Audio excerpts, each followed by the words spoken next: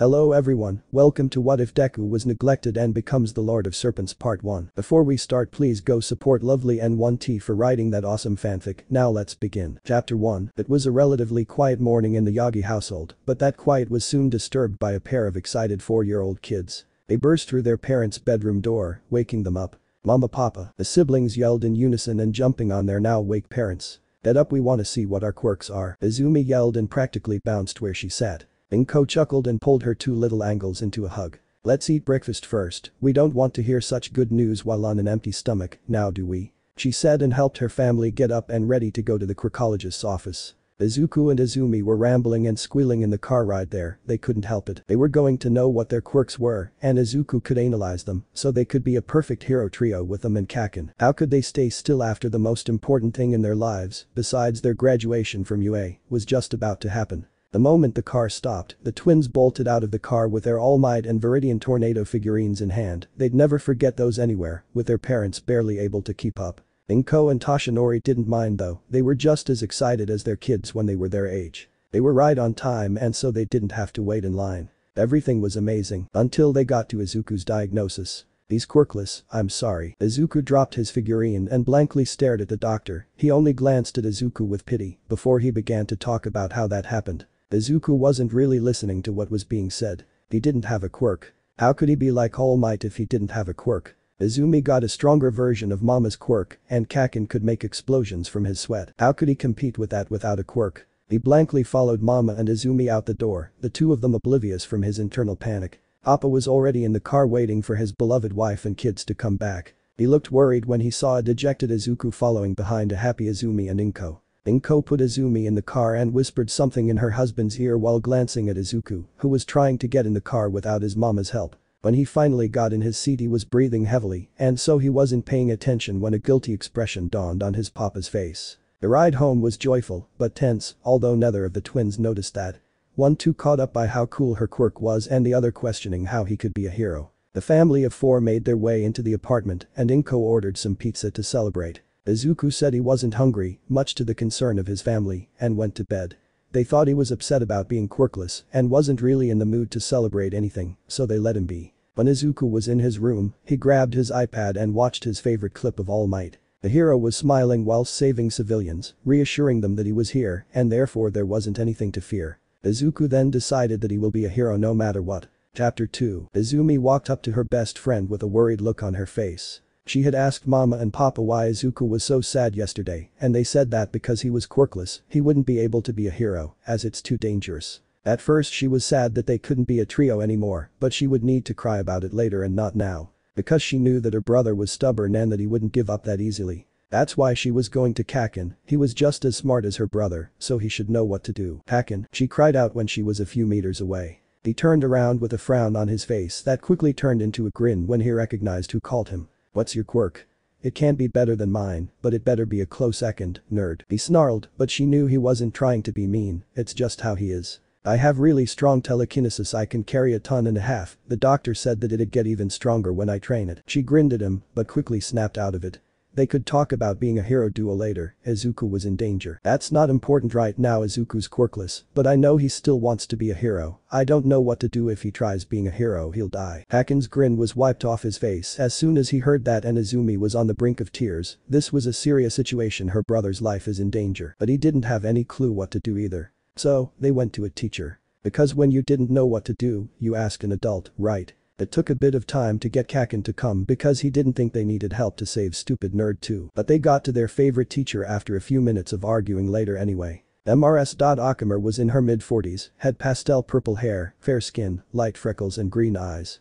The students loved her because her quirk allowed her to make pretty flowers out of smoke in the palm of her hand. Izumi tugged on her pants and asked, Akama, can I ask you a question?" Akama turned around and smiled gently at the two children. "Of course dear, you can always ask me something." Izumi beamed at her, but that smile quickly dropped as she asked her question. "Izuku's quirkless, but I know he still wants to be a hero. Mama and Papa said that it's too dangerous for him, I don't want him to die." Akama's smile turned tense as she listened to the now crying Izumi. She didn't get why two kids with such heroic quirks would care about a quirkless. But in the end, she's still an educator. She'll just have to teach them that there are more important things to think about, that's some unevolved thing. She looked sadly at them, though it wasn't out of concern for Izuku as the kids thought, and answered, "I'm afraid roughing him up is the only option. If he can't see that being a hero will get him killed, you have to show him why." The two kids looked incredibly sad after hearing her, but after a few seconds their eyes lit up with determination. The two nodded their heads, at which she smiled again, glad that she managed to guide the two young heroes to a better path.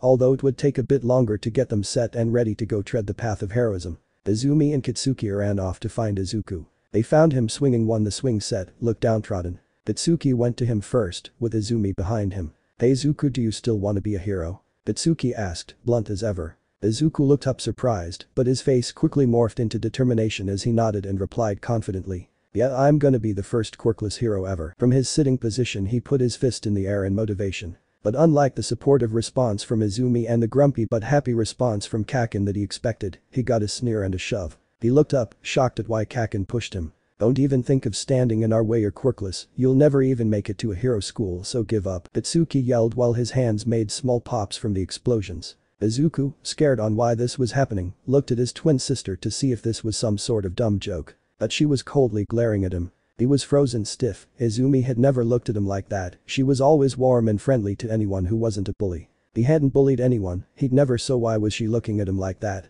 Seeing that Izuku looked terrified, Kitsuki left with a TCH and Izumi following behind him. They didn't like what they did, but someone had to make sure Izuku was safe. And they'd be the ones to do it. They were going to be heroes after all, so they could start saving people even now. Chapter 3. Izumi and Kaken were really mean now. Izuku knew that they weren't joking around anymore. It's been a year and a half. He knew that his little sister nor Kaken had the patience for such a thing. But he didn't get why. He hadn't done anything wrong, it's not like he could change the fact that he was quirkless. He sat quietly pondering at his desk, not noticing that Kitsuki, Kitsumi and Izumi were approaching him with their friends, or lackeys in Kitsuki's case, behind them. Kitsumi had switched kindergartens again because her friend had moved to a different one and she demanded that she could stay with her. But Ashia was in America now and she couldn't follow her, so she transferred back here. Quite unfortunate for Izuku as she was just as determined to keep him safe as the other two were. "Hey Deku," that was new as well. Kaken came up with it, saying the name fit perfectly as Izuku was quirkless. Izumi didn't look as excited as Kitsumi did, but didn't bother stopping them either. Izuku flinched and stuttered in reply. "Why yes Kaken." Both blondes snarled at him, with Izumi glaring at him from behind them as usual. "Are you looking down on us, Deku?" Kitsumi yelled at him, explosions popping in the palms of her hands. Izuku stood up from where he was sitting and scrambled backwards, although it didn't really help as his bullies kept closing the distance. When little Izuku saw that he was about to be backed into a corner, he tried to run out of the classroom. Unfortunately for him, Izumi was right in his path, and her seeing something bolted her made her react on instinct. Too bad that instinct was to use her quirk to fling whatever was sprinting at her into a wall. You could hear a pin drop for a few seconds before Izuku got up from where he fell after being telepathically thrown into a wall. Before he could even sit upright, Kitsuki came up to him and blasted his shoulder. Izuku cried out at the pain. This hadn't happened before. Sure, his friends were a bit mean, but they never used their quirks on him. Kitsuki pushed him back to the ground from where he was kneeling. "Stay in your place, Deku," he snarled at the smaller green-haired boy with malice, feeling satisfied at the burn on his shoulder. The blonde turned around with a grin and walked out of the classroom, the rest of the kids following him. Some of them sent concerned glances his way and looked visibly uncomfortable, but didn't dare say anything when the kids with heroic quirks hated him so much. Izumi was the last to leave, but before she did, she looked back at Izuku who was staring at her with tears streaming down his face. She looked at him with a pained expression, but quickly left when she heard the Bakugo twins calling for her. "Hey Izumi, what's taking so long?" And with that Izuku was left alone in the classroom. It took him a few seconds to go from quietly crying to full-on sobbing. Why would they do that? Being mean is one thing, but this is even worse. His shoulder hurt so much he could barely move. Izuku stopped trying to get up and laid down in the fetus position while he sobbed, making sure his shoulder didn't touch anything, of course. He wanted Mama and Papa, even if they looked sad when he was in the room, they would still comfort him. He laid there curled up on the floor for half an hour before a teacher came. "What are you doing here?" "School let out half an hour ago." Izuku used to like Ms.Akimer, but after he was diagnosed quirkless she outright ignored him. She was the worst of all the teachers, but even then, she was still a teacher. She could help him, right? Izuku looked up to the annoyed face of Ms.Akimer and spoke. "Kaken was so mean, he hurt me on my shoulder." Considering that he had been crying for a while now, his voice was hoarse and it hurt to speak. Though it didn't look like Ms.Akimer understood that as she seemed more annoyed now. "You were probably egging them on, it's not their fault that you keep provoking them." Izuku started to cry again. He didn't provoke them, they were just being really mean. He didn't get to finish as MRS. Akimura interrupted him again. No buts. You are here way too late and I have to lock the classroom. She roughly grabbed him by the arm and dragged him out of the classroom, then also the building, despite his protests. He had no other choice but to walk home now. Normally his mama and papa would come pick him up, but he couldn't see them anywhere. It took him another half hour to get home, with all the breaks he had to take because his shoulder hurt really bad, included. When he got home he saw that Izumi was crying, with mama and papa trying to comfort her. They both quickly noticed that Izuku came home and looked very concerned at the burn on his shoulder. Izuku. Izumi sobbed into her mother's shoulder while the older mother comforted her. Papa came to him and looked at how bad the burn was. Judging by his face, the answer wasn't pleasant. Izuku he. Izumi hiccupped and pointed at her brother who was also crying. DW was being really mean to Kakuna and he got mad at him. She started sobbing again into her mama's shoulder. Appa looked at Izuku with an admonishing look. You shouldn't provoke Katsuki like that, you know how he is and with his quirk. Appa's face drifted to the burn mark on his shoulder. Izuku looked rapidly between his papa and sister. Why was she lying? He didn't provoke anyone. I didn't. IW was just sitting and doing homework and they were being really mean and before he could ramble any further his papa stopped him with a scolding tone. It's not heroic to lie, my boy. You should apologize to young Katsuki before this ruins your friendship. Izuku couldn't believe what he was hearing. I didn't provoke him, he hurt me and Izumi threw me against a wall. He cried out to his parents. They knew he wouldn't lie to them, they'd ask Izumi and she'd tell the truth. She always was a bad liar. But that didn't happen. Instead, his papa shook his head in frustration and replied, enough, my boy. Go to your room and you'll apologize to young Bakugo tomorrow morning. Izuku looked up to him on the brink of tears. But that is final. Kashinori snapped at him and Izuku flinched and stepped backward. He looked at his mama to see if she'd agree with him, but all he got was a disappointed stare in return. Izuku couldn't stand it and ran to his room crying. He slammed the door behind him and jumped on his All Might themed sheets. But he ended up landing on the shoulder Kaken had burned. Rolling on his other side, that didn't hurt, he curled up into a ball and started sobbing again. Why were mom and dad mean too? Chapter 4. Maybe his family wasn't so great. Izuku can still remember all the warm hugs and happy moments from before his diagnosis, but there weren't any afterwards. Just comparing the two makes it seem like they were two completely different lives. I mean, he knew it wasn't as bad as others had it. Izuku's classmates always said that his parents would be better off abandoning him, but they didn't do that. Even if they sometimes forgot his portions at the dinner table and that they didn't really talk to him that much, they still kept him. But if he felt sad over something like this, what about people who had it worse? That's the train of thought that brought him to online forums. He'd overheard from older kids in school that there were forums for all kinds of people. So there'd probably be some other quirkless kids there. It took him a while to find one that looked like it had some quirkless people in it. Well, he would help people with weaker or villainous quirks as much as he could. Of course his experiences just lied more in quirkless discrimination than other types. Unfortunately the chat was in English, but Izuku thought that he could at least understand it. Though his teachers did say that he was dumber than the other kids. But he would never know unless he tried. He clicked on the link that he thought would let him chat with people. He'd never done this before, so it took some time to actually get somewhere. This house is on fire. N1te. Why shouldn't I microwave a pickle?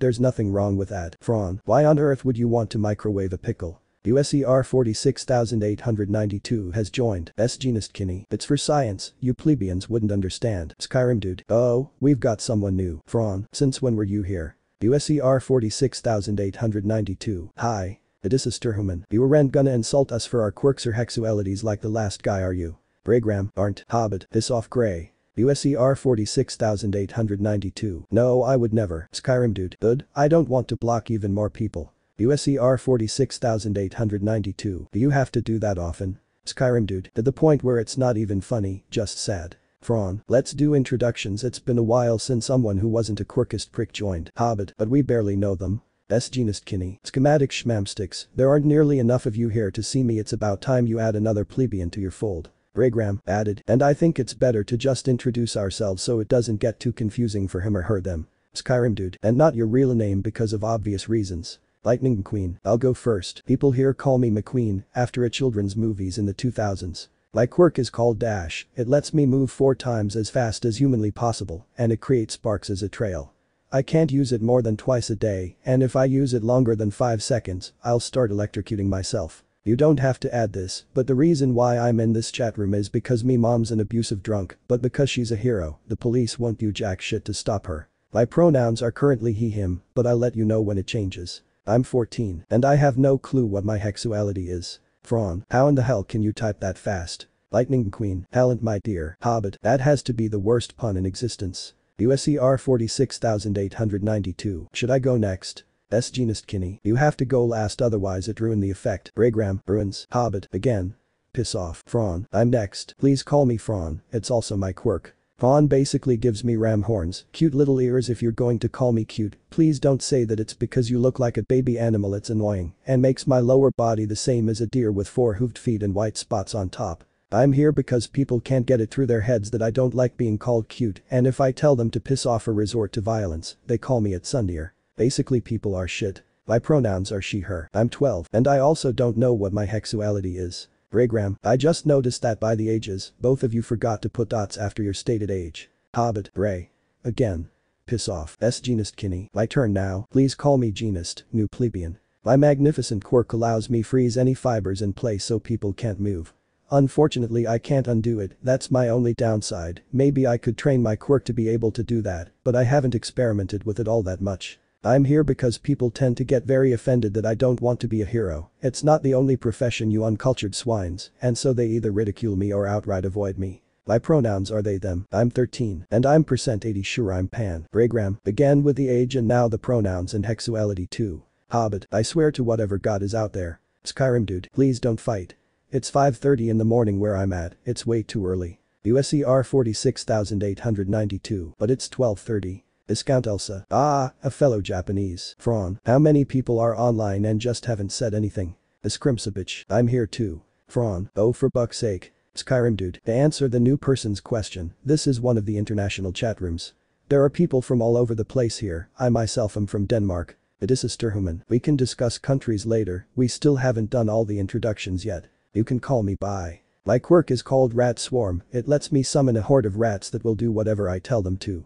If you want to learn more about it, go look up the Canadian Hero School Oshawa's second years. I joined this chat a few years ago and I'd rather not say why. My pronouns are he him. I'm 16. And as my username says, I'm a proud bisexual intellectual. Bragram, I'm speeding this up. You can call me Gray. My quirk is called Black and White, anyone I touch with 5 fingers will see everything in black and white until I clap my hands so they can see color again. I'd also like to keep my reasons for joining a secret for now. And some warning in advance, my little brother sometimes comes onto my account to talk to everyone here. He's quirkless and if you have a problem with it I will gut you in your sleep. My pronouns are she her. I'm 14. I think I'm Arrow Ace. USER 46892. Slow down a bit, I'm trying to write all this down. And I have nothing against quirkless people. Bragram, great, I wasn't in the mood for gutting people. Bitch, if you weren't in the mood I would have done it for you, the little kid's an angel. Skyrim dude, I'll be going next because I have to go to my job after this. Please call me Skyrim. Fawn thought I looked like the Dragonborn in that game, so that's what I'm called now. My quirk is draconian, basically I look like a giant humanoid dragon, but I don't have wings, and instead of fire I can spew thunder. I'm here because people tend to find me scary and avoid me as much as possible, so I decided that my social life would be healthier online. My pronouns are he they, I will tell you when I would like to be called which one when I enter a conversation, currently I'm a he. I'm turning 18 in 2 weeks and I'm into men. USER 46892. You don't sound scary. Skyrim dude, thanks. But I have to go now, bye. Frawn, see ya. N1te. Goodbye my favorite peasant. Lightning Queen, I thought I was your favorite. N1te. I changed my preference. Skyrim dude has gone offline. Discount Elsa, I guess I'll go next. You can call me Elsa I guess. My quirk allows me to make small gust of cold wind and if I really push myself I can make some snow with it as well. My reason for being in this chat is because everyone around me was disappointed that my quirk was so weak in comparison to my siblings and I wanted to have some people to relate to. My pronouns are he him, if you have a problem that I chose a feminine nickname like Elsa, please leave. I'm 11. And I haven't really thought about my sexuality. Frawn, we've almost had everyone now just Hobbit and Discrim. Hobbit, let's get this over with. Just call me Hobbit, I'm quirkless. Pronouns are she her. I'm 15, I'm a lesbian. Bragram, and now we're back to not ending our sentences with dots, great. Bitch, I'm not actually the last, but Coconuts bitch Insomnicat and Decafissa Disgris aren't online right now. Just call me Discrim. My quirk is called Fear, it basically makes everyone around piss themselves when they're in a 15-meter radius. I can't turn it off, but I can adjust the strength of it so I can make people incredibly uncomfortable or make them faint out of terror. I'm here because my quirk doesn't work through tech and I'm very lonely. Pronouns are z, zer. We use them like this. Z is here. I called Zem. Zer hands are wet. That is zers. Zerself. I'm 16. And I'm pansexual. S genus kinny. Now, it is your turn. USER 46892. Sure, I don't know you should call me, but my friends call me Deku. I'm quirkless. I came here because I wanted to help people who were quirkless too. I don't really know what a pronoun is, but I think it's he him from what I just read. I'm 9. And I don't know what my sexuality is. Discount Elsa. You do know that Deku means useless, right? Frawn. If it means useless I'm not calling you that, bud. USER 46892. It's fine they don't really mean it. Lightning Queen. Kid, I know way too much about degrading nicknames to keep calling you that. A scrimsabitch. How about cinnamon roll? S genus kinny. Perfection. USER 46892's nickname has been changed to cinnamon roll. Frawn. I barely know the kid and I already know that fits perfectly. Izuku smiled to himself. It was nice to talk to people who still treated him the same after hearing he was quirkless. They even had such cool quirks, and one of them even was a hero student. Maybe they'd even let him ask questions and wouldn't mind that it was creepy. He curled up under his covers with his notebook and watched how the people in the chat kept bickering and joking with each other on his phone. Izuku felt that this was a good choice. Chapter 5. Izuku woke up in an empty classroom, groaning. He tried sitting up and maybe remember why he was there. Though he quickly stopped after noticing how everything was spinning and that his head hurt more than usual. This wasn't the first time he passed out during one of his beatings, but it was the first time his head hurt this badly. Maybe it was a concussion. He couldn't check how long he was unconscious because he left his phone at home, asking his parents for a new one. When his friends broke it wouldn't end well, and he'd have to wait God knows how long before he could speak to his friends again. Izuku might really go insane if his support system was ripped away from him. Deciding that he should get home as soon as possible, Izuku grit his teeth and stood up from where he was laying. It took far too long to get out of the school, ignoring all the concerned glances sent to him from the janitors and after-school staff. He was one of the few kids, or maybe even the only one, that actually treated them like people and not like trash, so they did care for him a bit. Though not enough to try and get him out of the situation he was in or even offer a helping hand. Limping out of the school, he could only walk for a slow 5 minutes before he had to stop. Stepping into an alleyway, he leaned against a wall and slid down so he could sit. The headache had gotten even worse from when he woke up, it was to the point where his vision had black spots. He couldn't pass out here. In the classroom the teachers would just wake him up and then just drag him out of the school, but this was an alley, who knows what people would do to him when he was unconscious. Shaking his head, Izuku tried to get up again, but found that it was even harder than when he was in the classroom. He couldn't even get into a kneeling position before he fell down again. Even if it hurt, he had to get up. Being unconscious in a place he wasn't familiar with when there could be villains around was a death wish. Izuku managed to get on his hands and feet before noticing that something was coming towards him. It was pretty dark in the alley, and Izuku's sight was very blurry, so he couldn't see what exactly it was that was coming near him. All he could make out was that it was as big as him, completely black and had yellow eyes. Not to mention that it was headed directly for him and didn't look like it had good intentions. Izuku tried to back up, but he was already against the wall and didn't have the strength or coordination to get out of the alley. Concussions do that to people. When the thing got closer to Izuku, his skin, teeth and eyes started burning. He couldn't even scream because of how painful it was. The thing slithered up to him. It didn't really look like it was swaying and only stopped when it was an inch away from the trembling Izuku. He felt a piercing pain in the backside of his shoulder before he passed out. Or he thought he passed out. It was more like floating in a black void while it felt like your insides were being rearranged. The pain in his head and teeth paled in comparison, though thankfully his skin was just itching now. It felt like it went on for hours. Sometimes it felt like scalding hot things were dragged across his body, and then his entire body was dropped in a vat of boiling sludge. Even his beatings were never this bad and not nearly this long. He didn't know when, but eventually it felt like he could move again. He had stopped around the first hour in due to the pain, feeling that he couldn't fall unconscious due to the pain, but felt exhausted. Izuku opened his eyes, but hissed as his eyes hurt very badly. Though strangely enough, that hiss didn't sound human at all. In fact, it didn't sound like anything he'd heard before. When he realized that, he decided to get out of that alley. Staying here for so long wouldn't be a very good idea. As he got up he felt that his skin still hurt like hell, but he had to get home first, otherwise he wouldn't be able to Google what the hell was happening to him. Because this wasn't just a concussion. He tried opening his eyes again and blinked away the pain. Looking around he found something that was very disturbing. Izuku was in his room. He previously fell unconscious in an alley. It also happened to be another 15 minutes away from where he lived. Looking around in a panic, he found that his everything hurt and that the concussion, while less bad, was still there. He wanted to groan in frustration, but found that he let out that disturbing hiss-like sound again. Before he could ponder just what in the ever-living buck was happening to him, he heard a, thankfully normal-sounding, hiss come from his left.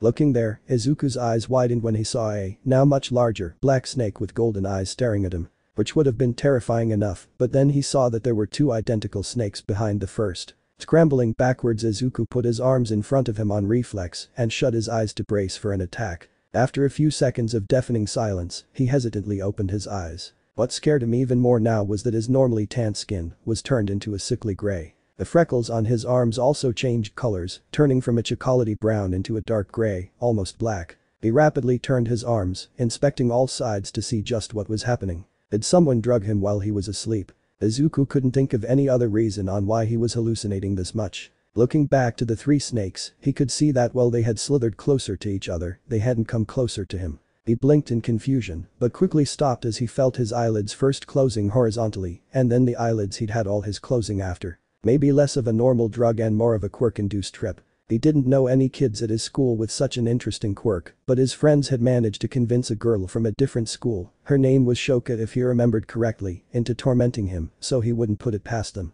Panicking and not knowing what to do, he grabbed his phone to ask the only people who seemed to give half a damn about him. Izuku quickly opened his phone and tried to ignore that his arms looked so different. When opening his phone, Izuku soon realized that his room was actually incredibly dark and he was damn near blinded by his screen. Apparently he now had excellent night vision. This has to be a quirk, no known drug could do this. He quickly opened the chat and typed the first thing that came to mind. This house is on fire. Cinnamon roll. I'm gonna die. Ekafisa disgrace. Skyrim dude. I am heavily concerned. Fraun. What? It is a human. Explain. Bragram. Do you need me to shank someone? The replies quickly came in, most of them were worried why are you going to die but there were a few offering murdering services. In hindsight that probably wasn't the best way to start, but it gets the point across. Izuku curled around himself as he typed his response, hoping to find out what was happening to him. Chapter 6. Izuku was standing up after calling Skyrim dude their actual name was Quinn, who was going to try and help him understand what was happening. He quietly went out into the corridor to get to the bathroom. It was 2:26 AM so no one should be awake right now, but it was better to be safe than sorry. Quinn's call connected just as Izuku closed the door after him in the bathroom. Hello? Quinn asked, wanting to make sure the call was connected. It's Izuku. They'd both exchanged early names when Izuku had a really bad day a few months after they met and needed someone to actually talk to. Quinn was the only one who wasn't emotionally stunted who was online, so that was that. How are you feeling, kid? Their deep voice came through the phone like a soothing melody. Izuku never understood just how he could do that, but he was grateful for it. Confused, scared and on the brink of tears. Which one's right now? Izuku responded, his voice cracking halfway through. They them. Now, you said you were going to the bathroom, are you in there? Feeling around on the wall, he tried to find the light switch. He knew that he could easily see in the dark now, but it could be that the dark made him hallucinate. Izuku had no clue what was happening, really. When he found the light switch he quickly turned it on, but regretted it immediately as the bright light hurt his eyes. He let out that disturbing hiss again in pain, concerning Quinn. You alright there, Izuku? He nodded before realizing that Quinn couldn't see that. I'm fine, I think. I'm also in the bathroom. He heard a quiet confirmation from his scaly friend before he continued. Do you know what's happening? This hasn't happened before.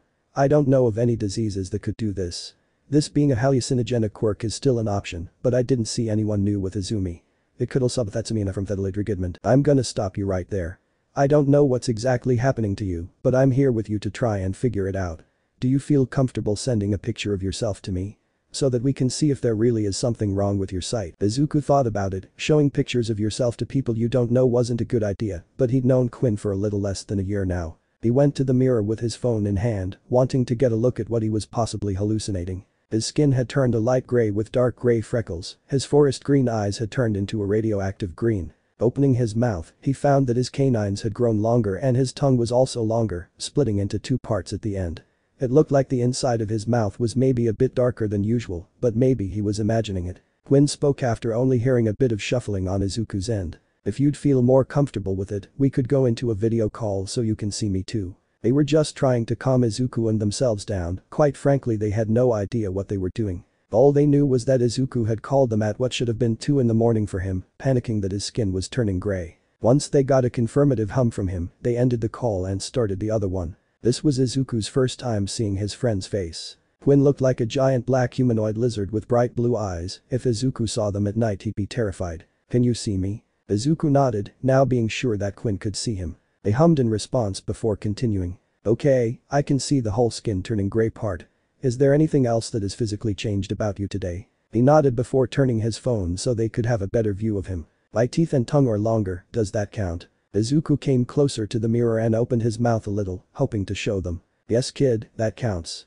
Could you open your mouth a little wider so I can see better? He did as they asked, opening his mouth further. Okay, that definitely isn't normal. Izuku tried opening his mouth even further, but his jaw unhinged, showing a second row of small teeth, while the first one grew sharper. He dropped his phone with a yell and dropped to the ground. He could faintly hear Quinn panicking and asking if he was okay, but all he could think about was his jaw unhinged like some grotesque monster, and Izuku slapped his cheeks and winced in pain at the slits that were there after tearing his skin, trying to get out of that mindset. He could be self-deprecating later, now was not the time. Crawling to his phone, he picked it up with his bloody hands, which were thankfully a normal color, and held it to his face. Holy shit, are you alright? Do you need an ambulance? Izuku could see them freaking out, rambling about the amount of blood on his face. It took him a few minutes to calm them down. Kid, you didn't answer my question, are you alright? Quinn asked him again. That was a question he could answer. No, you're the one who was supposed to help me be alright. Izuku was starting to panic even more as his voice sounded distorted, even to himself.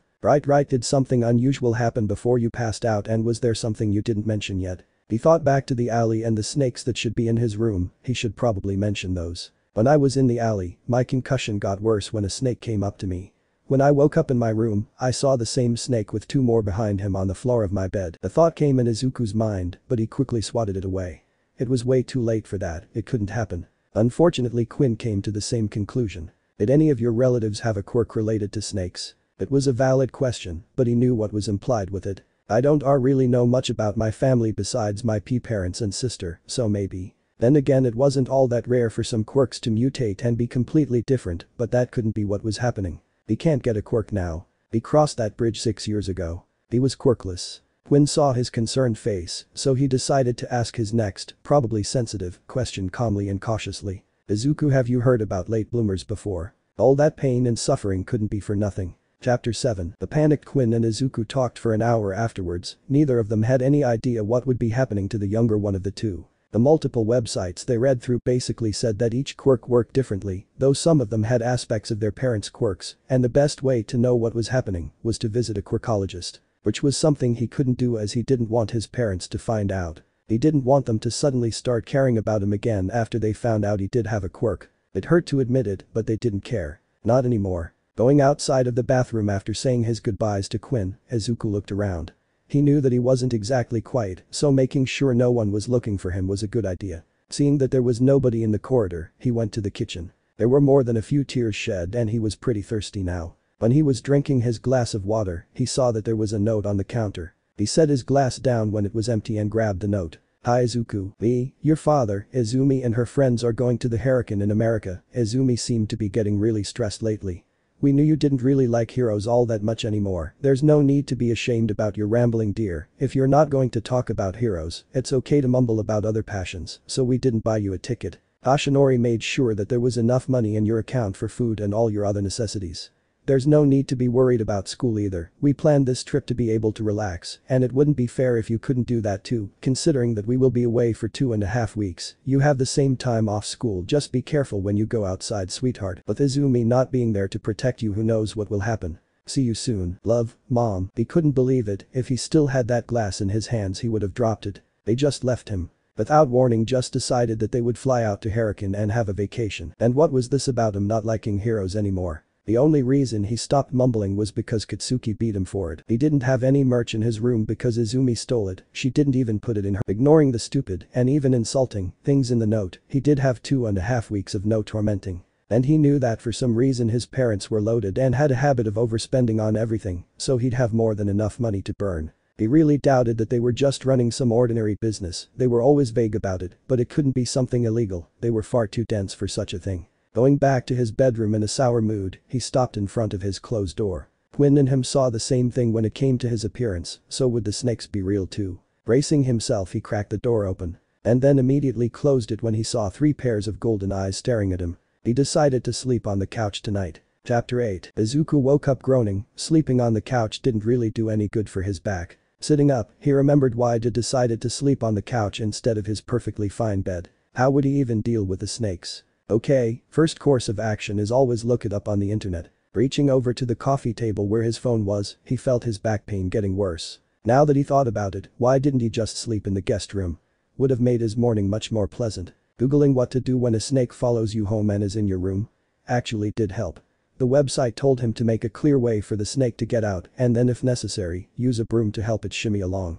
It also said that he should call a professional exterminator, but he decided that it'd be better to think about that later. Izuku moved the couch and chairs around so there'd be one big path leading to the front door. Grabbing a broom, he went up to the door and took a second to calm down. But after realizing that snakes could, bite, he went to Izumi's room and grabbed her pillows. Armed with a broom and having tied pillows to his limbs, he opened the door. Immediately when the door was opened multiple eyes looked his way. But instead of the 3 pairs of golden eyes he expected, there were tens of eyes from all colors looking at him. Izuku quickly pushed himself against the wall on the opposite side of the door and positioned the broom in front of him. It was as if these snakes multiplied every time he stopped looking. Cautiously, 2 of the largest snakes approached him. One of them he'd already recognized as the one he'd met in the alley and the other was new, it seemed to look like a reticulated python straight out of a zoo. As they came closer Izuku gripped the broom even harder and started to try and swat them away. Screw what the website said that thing could eat him as a snack, there's no point in not aggravating it if it doesn't think he's a larger predator. The thing's twice his size for goodness sake. Izuku hissed as the broom cracked and a splinter impaled his palm.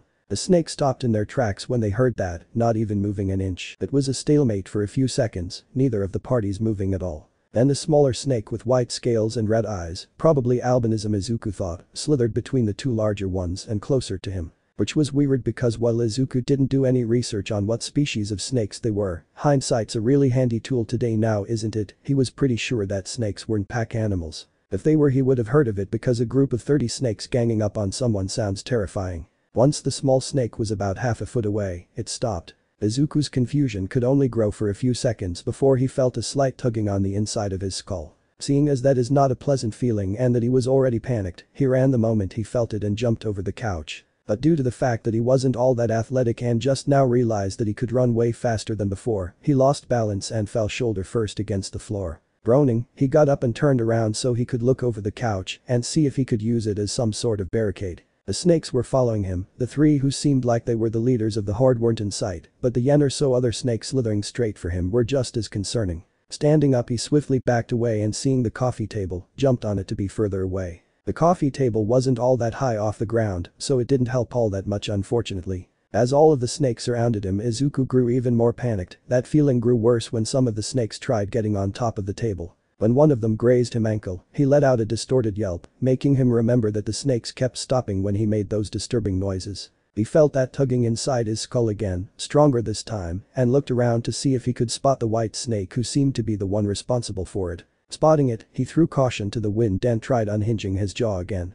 Now that he was actively trying to do it, his skin ripped like a hot knife to butter. Not knowing what sound he should make, Izuku screamed as hard as he could. Instead of the high-pitched yell of a young child, an incredibly loud screech that shattered his windows came out of his mouth. Izuku was once again disturbed and scared of what he could do, though he thought that he'd have to get used to it eventually. But all that mattered was that all the snakes had now backed away a fair bit, so he had some breathing room. It was another stalemate, this one dragged on silently and for roughly 2 minutes. It was once again the small albino snake that approached him, much slower this time. When it was a foot away it looked at a specific snake, this one a dark blue with black eyes, and the 2 had a staring contest. After a few seconds the blue snake cautiously slithered to the albino snake, the blue one was a normal size, so it was still larger than the albino, and nudged its head against the smaller snake's body. Faint white lines between the blue one's scales lit up and before Izuku could snap out of his stupor, the tugging returned again. This time it was much stronger. He held his head and hissed in pain, some of the snakes moved backwards, but most stayed rooted in their place.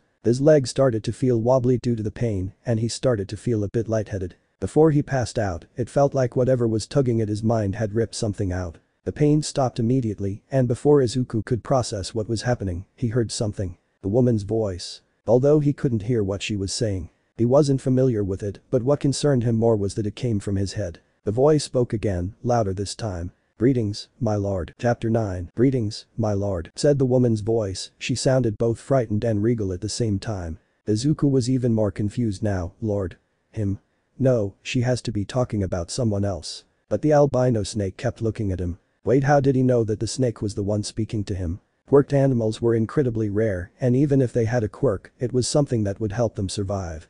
Like faster healing, camouflage, strength or speed enhancers and more. The telepathic snake would have been killed off very quickly, as the first reaction is always to use one's quirk as an instinct. If it's not a quirk that would help you, then tough luck. Roughly sensing what the boy was thinking, and realizing that if she didn't stop him this conversation was going to go far worse than it already had, she spoke to him again. "May I explain this to you, my lord?" Izuku snapped out of his trance and made direct eye contact with the snake. A chill ran down all the snake's spines as his pupils changed from circles to more reptilian slits. This was actually him concentrating and trying to prod at the invisible string that was uncomfortably attached to his skull, not knowing that his quirk was affect all the snakes in the room. Seeing how long the silence continued, the albino snake grew nervous. She needed for him to accept her offer, considering she herself would be able to survive all that long due to her condition. Making his decision, Izuku nodded for her to continue. He had no reason to say no after all. And the more information he got on his brand new quirk, the better. The snake, now not nearly as tense as before, started to explain. First things first, why they were here. Each and every one of the snakes in this room had a quirk, though there were only 4 of them that Izuku took immediate interest in. The others' quirks he'd analyze later. The giant reticulated python, whose quirk he mentally named Berserker, allowed him to enter a state where his physical abilities grew tenfold and his size threefold. The only downside was that it only lasted 5 minutes. Apparently he came from a zoo. How in the hell any of the vets didn't notice that he had a quirk is incredibly concerning to him, but oh well. The second snake was the one who found him in the alley. Apparently she had a size manipulation quirk that allowed her to shrink or enlarge anything she came into contact with for the next 24 hours. The downside was that the person she used her quirk on needed to stay in a 20-meter radius, or it would be undone. He aptly called it size change. Snake number 3's quirk Izuku was currently seeing in action. He was basically a quirk enhancer. He could buff anyone's quirk as long as he could physically touch them for longer than 3 seconds.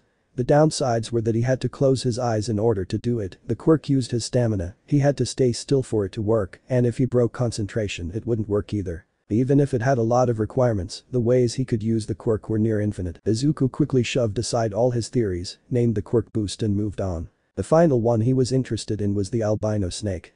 She explained that her quirk was a mixture between her parents' quirks, allowing her to easily multitask, and made her able to use invisible strings to connect to people's feelings. She wasn't strong enough for telepathy on her own, it was why she used the booster quirk. Izuku was basically vibrating with excitement. They were all incredibly unique quirks with so much potential. "Pardon me, my lord. As flattered as we all are that you find us exciting, I would like to continue my explanation." Izuku blushed and shook his head. He could geek out about quirks later, now he needed to get more information on his own quirk. That sounded weird, he'd have to get used to the whole "I have a quirk" thing soon. It turned out that when the first snake found him, she had the irresistible urge to approach him. She ended up staring at his unconscious body for a good 15 minutes before finding the albino snake to ask if she had any idea who he was. Both of them returned to him, who was still in that alley, and inspected him. She also had that strange urge to stay by his side, so they decided to follow their instincts and bring him to where they assumed he lived. Luckily they guessed right. Then the albino snake went out to find a different snake, a Japanese wood snake with a quirk that told her what quirk people had. Why didn't she tell him this? That quirk had so many possibilities it damn near made him faint. But he didn't do that because she was finally getting to the part where she'd explain what his quirk exactly was. He knew he should take everything she says with a pinch of salt, considering he has only known her for 10 minutes.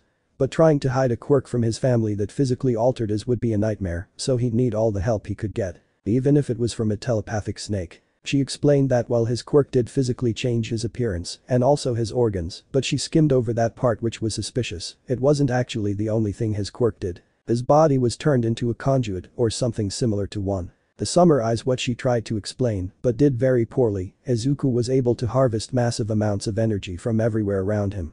Nobody would ever be able to sense it because the amount taken was so small, but in a 36-mile radius, he was sapping everything of tiny bits of energy. The problem was that while he had this ability, he normally would never be able to activate it. The reason why was because he needed a certain amount of energy for the transformation to take place. The amount would normally be reached at 87 years of age. But the amount of energy he passively absorbs, while absolutely monstrous, isn't enough to trigger it. Though there was a way for him to gather much more energy than normal. Through stress. The more stressful a situation is, the more energy he absorbs. Normally absorbing so much energy would make the people around him more tired and less angry, but apparently Kitsuki's rage can never be tempered. so it was more of a self-defense protocol than anything. She explained further that while he had that gigantic pool of energy, he'd never be able to use it. But the thing was, the snakes could. Apparently he was a giant energy source, and the snakes leech off of him because quirks now work under the rule of first come first serve. I think it's obvious that Izuku wasn't all that happy about it.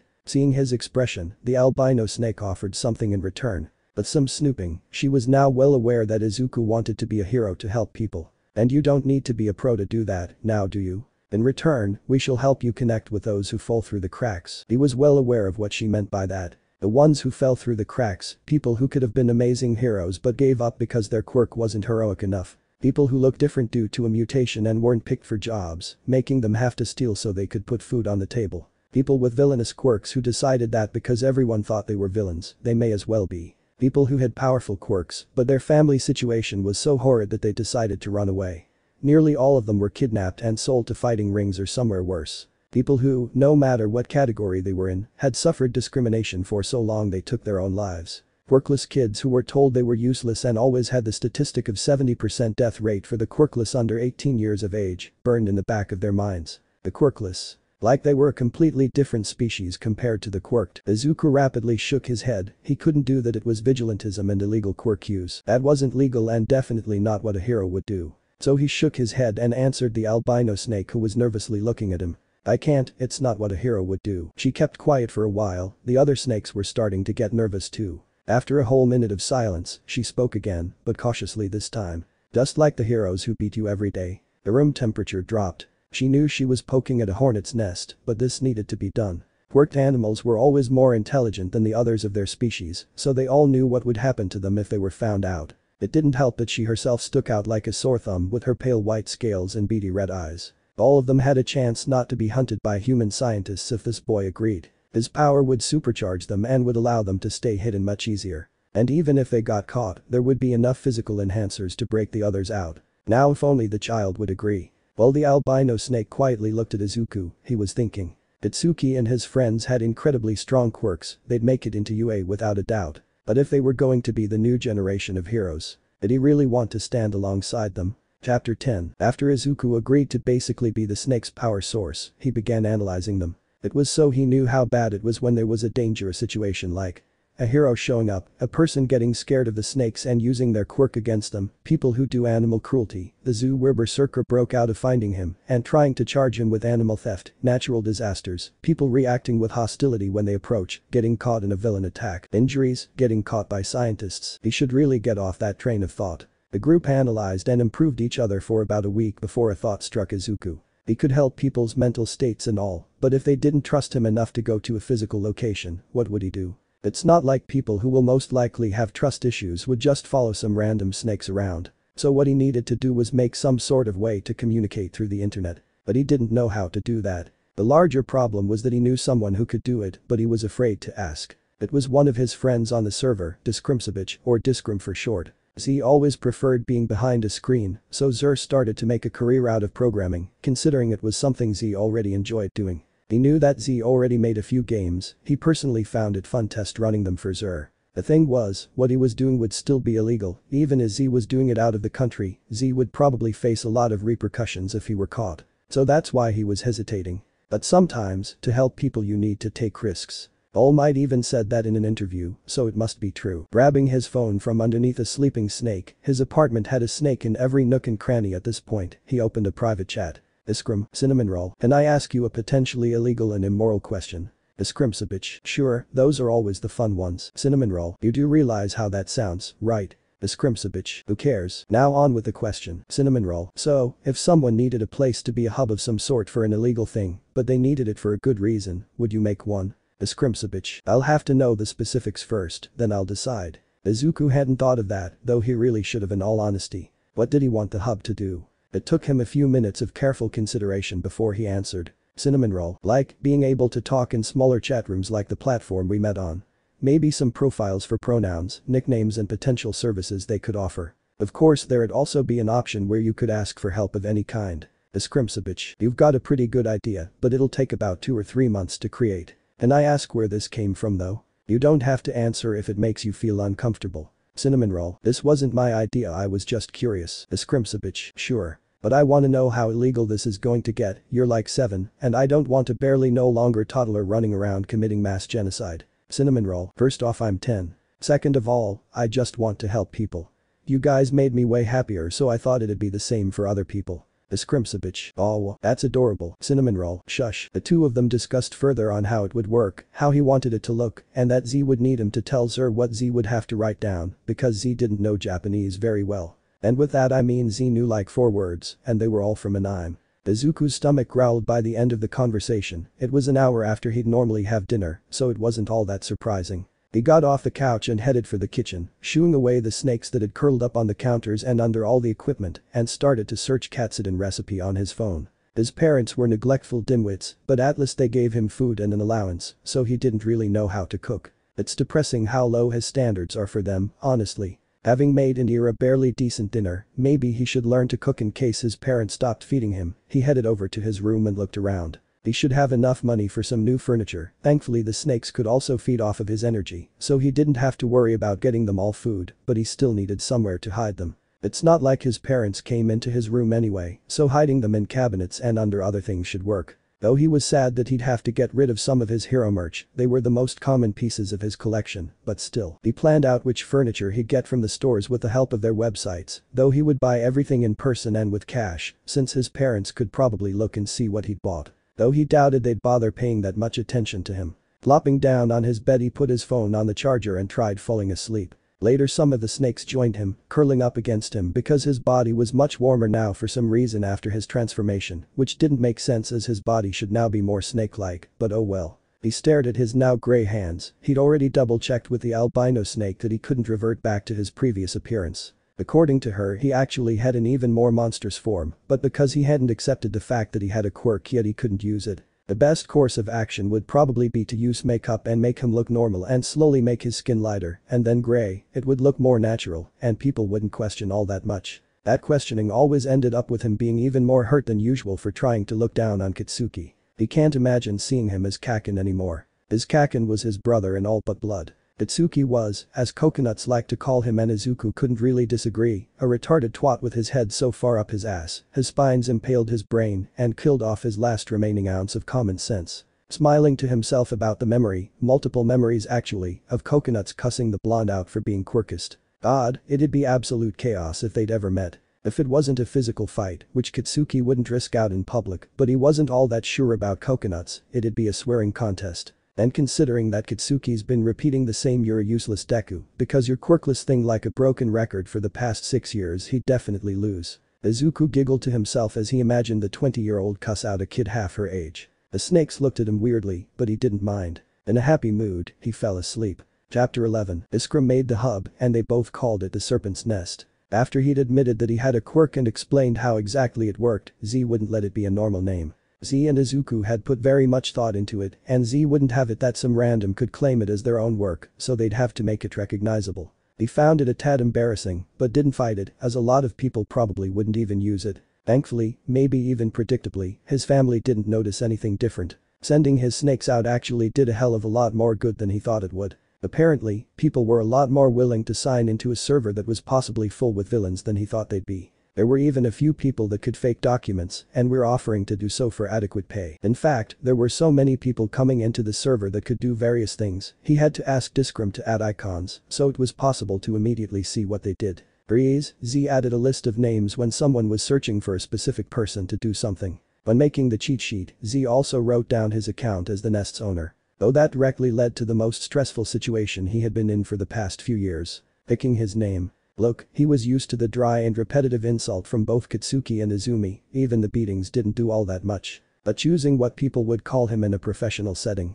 He wasn't prepared. Searching through mythology containing snakes, he eventually decided on Jormungandr, the snake who was so large that it wrapped himself around Asgard. Apparently the name spread like wildfire both in and out of the server, it was to the point where people in his school were talking about him. Thank God that Discrim made it so that you'd need a specific code to enter, otherwise people like his bullies would come in and ruin it for everyone. But now was not the time to be thinking about that. This was possibly the most stupid and also the most important thing he'd ever do. This was the first time he'd make a physical appearance somewhere as Jormungandr. There was a man trying to escape his abusive wife with his 2 sons, and he'd basically begged for anyone willing to distract her for long enough so that he could change his identity without the police of his back, with the help from some other people on the server, and flee for Australia. The reason why he couldn't file for divorce. According to a lot of articles that had somehow never made it to the news, that reeked of foul play, the chance of the husband getting custody from his wife in an abusive situation was incredibly small. The courts were more than willing to look over evidence in an abuse case and just pin it on the husband.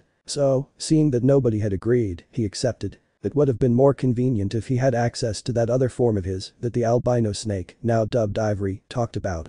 But for some reason he still couldn't use it. With some online searching he had found a plain mask that would cover his entire face, though leaving holes for the eyes. That and the cloak he made with the help of Genist, because he'd already told everyone about his decision of potential vigilantism, he was ready to go. Wrapping multiple snakes around him, he sneaked out of his window. The ones he was bringing with him had quirks that could manipulate shadows so they would be able to cover 2 or so people. Help with communication. Ivory, that enhanced quirks dubbed Droid by Coconuts, would be able to make people fear him instinctually. Maybe with the enhancer he could turn it into full-blown terror, but he hadn't experimented with it yet. Could cause small electrical outages for up to 5 minutes. And one that could manipulate the size of people. Bai had called her Shro, and it stuck, so he was completely decked out in his. He didn't want to call them subordinates, but friends didn't quite fit right, partners in crime. Slowly he made his way towards his client's location, though he used the shadow to cloak himself a block away from where he needed to be. And before you ask, he did avoid all the street cameras that he and the snakes could spot. When he was about 100 feet away from the place he saw the person he was going to help. The father and 2 sons looked anxious as they waited, all of their baggage was already packed. Approaching the family of 3 from behind, he spoke in his distorted voice. Where do I need to go? He had learned from Hobbit that an effective intimidation technique is stating your questions as orders. And considering he was trying to pass off as an adult who knew what they were doing, he was going to need as much intimidation as he could get. The family flinched and quickly turned around, the father stepping in between Izuku and his kids. At least he cared about his kids. The tall man questioned, "Are you Jade Jormungandr?" He was visibly nervous, probably because from his point of view, there were only a pair of toxic green reptilian eyes very high up in a black void, too dark to be a shadow. Though he wouldn't be as scared if he knew it was just Izuku standing on a dumpster to make himself look taller. Yes, now where do I need to be? Izuku already had a physical description of the wife and knew her quirk. A fairly muscular woman with fair skin, mid-length light curly blue hair, dark pink eyes and freckles. She also had a piercing in her lip on the left side. Her quirk was minor telekinesis. The largest thing she could move was a coffee cup, and she could move something, as long as she knew what it looked like, and it was within a 20-foot radius. Thankfully, she worked as a secretary for a hotel, so she probably wouldn't think of using her quirk to pull out his heart. If she even could, the husband hadn't specified how strong her quirk was in terms of ripping, maybe she couldn't even pull it off. The man straightened himself, although he still looked cautious, and pointed to a street. My house, former house after today hopefully, is on the 7th down the road. Marasi should be coming home in 10 minutes or so. I have the keys if you want them. He hesitantly held out a single key in his palm, not knowing if the figure clad in shadows would take it. Izuku considered it. Getting in without any signs of breaking and entering would make it look less suspicious to the wife and catch her more off guard. But before he made a decision he quickly sent a message through the mental link between him and Ivory. With the constant use of her quirk and his boundless source of energy, she figured out how to make it so he could ask questions through the link to her. Though they couldn't be very long without causing quirk exhaustion. That was one of the few problems with his quirk. The snakes wouldn't feel tired, but they'd still show sign of quirk exhaustion after a while. Can my hand be shrouded in shadows if I take it? He asked, hoping for a quick answer because the man in front of him started to get even more nervous. Not to mention that his kids looked like they would burst in tears at any moment. Yes, he can pull it off, came the answer from his trusted companion. He tilted his head to the left and smiled in a way that he knew would make his eyes turn into crescents and pupils dilate into something more predatory. Spending all that time with snakes and people who had lots of experience getting people to piss off was showing its results. The man shuddered and his children hid behind his legs in fear. Izuku felt bad for the poor kids, but they'd be better off being scared of him. Admiring a criminal wouldn't paint a very good picture for their peers. Izuku slowly reached out his hand, which looked gigantic compared to his normal one, that was covered in a black fog that looked like a void. The father flinched when Izuku's hand grazed his own while grabbing the key. It was freezing. Izuku retracted his hand and spoke again. Then I believe you can go on your way, I will handle the rest. He said so in a calm voice that completely didn't reflect what he was feeling. The family of 3 quickly scampered off. He watched them leave, only turning to walk towards the home when they turned a corner. When he made to the house, he hesitated. He really was going to do this, wasn't he? He'd be a criminal after this, not a villain. Those were the people who only did things for their own gain, but a person who broke the law. Stealing himself, he entered the house and hid in the kitchen. This would be his first appearance after starting the Serpent's Nest 2 years ago. And he'd make it one hell of an introduction. Chapter 12. Murasi Tanyaboni was an average woman. She had 2 smart and kind kids, a loving husband and a stable job. Is what most would say after meeting her. She herself thought different. Murasi couldn't bear being in such a mundane job as a hotel secretary. She didn't have a weak and mundane quirk like her coworkers. Like, come on, who would want a quirk that could make the earth move slower?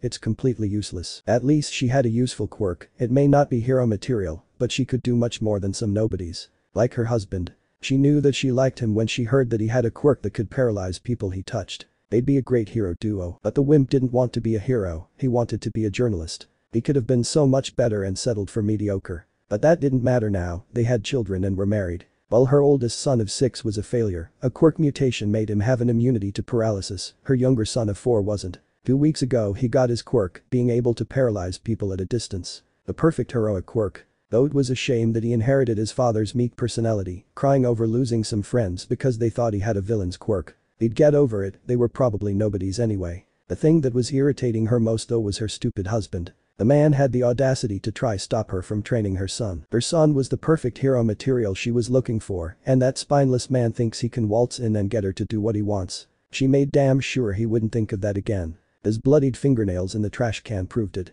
Now everything was back to normal and she was in a pretty good mood when she came home.